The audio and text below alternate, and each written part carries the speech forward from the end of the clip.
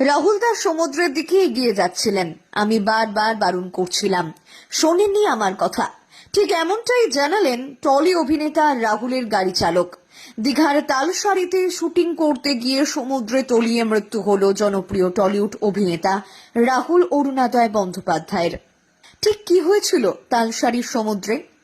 রবিবার সকাল থেকে ভোলে বাবা পারকারেগা নামে একটি ধারাবাহিকের শুটিং চলছিল। সকাল থেকে শুটিং এ ব্যস্ত ছিলেন রাহুল এবং তার সহকর্মীরা। বিকেলের দিকে শুটিং শেষ হয়। তারপর একাই জলে নামেন রাহুল। রাহুলের সহ অভিনেত্রী শ্বেতা মিশ্রও ছিলেন সেখানে, তবে তিনি নাকি সৈকতেই দাঁড়িয়েছিলেন। জানা যায় সমুদ্রের বালিতে রাহুলের পা আটকে যায়, আর তখনই বড় ঢেউ এসে আছড়ে পড়ে। রাহুল সেই ঢেউ সামলাতে না পেরে ডুবে যেতে থাকেন। ডুবে যেতে দেখে সে তার রাহুলদা ডুবে যাচ্ছে বলে চিৎকার শুরু করেন।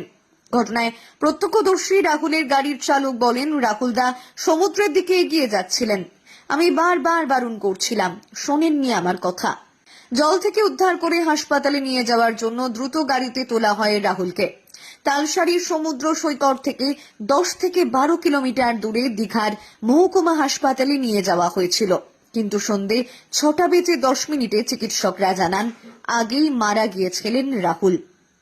এরপরই শোকের ছায়া গোটা টলিপাড়ায়। কি করে এমন জলজান্ত ছেলের এই পরিণতি হতে পারে কিছুতেই ভেবে পাচ্ছেন না কেউই। তাহলে কি এই ছিল ভাগ্যে?